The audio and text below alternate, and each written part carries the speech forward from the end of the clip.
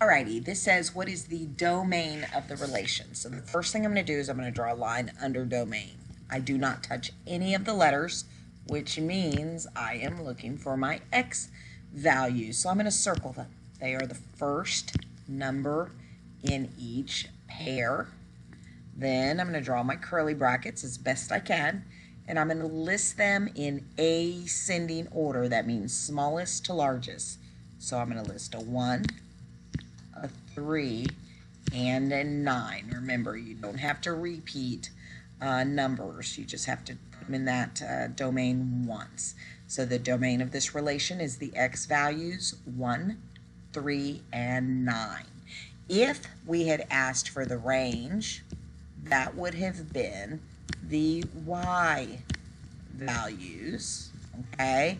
And just for fun, let's go ahead and do the range. It would be -4, 0, 2, and 7. -4, 0, 2, and 7. That's the range, the y values. And I listed them in ascending order, smallest to largest. All right, here it says what values represent the range.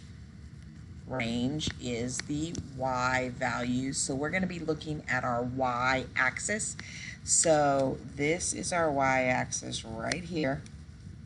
Those are the values we care about. So let's see what they are. I'm going to do this both ways. I'm going to write the points, which is the way Amber would do it, and then I'll show you the way I would do it. So this point here at the bottom would be -2, -3. This point here would be -1, 1. This point here would be a 0, then a 2. And this point here would be a 2 and a 1. So if we were listing the range, is the y values, it would be a -3, it would be a 1, and it would be a 2. Those are the y values. If it was me, I'm going to change the color of my pen here to red. And I would have just looked at the points and said, all right, this point here is on this point of the y-axis.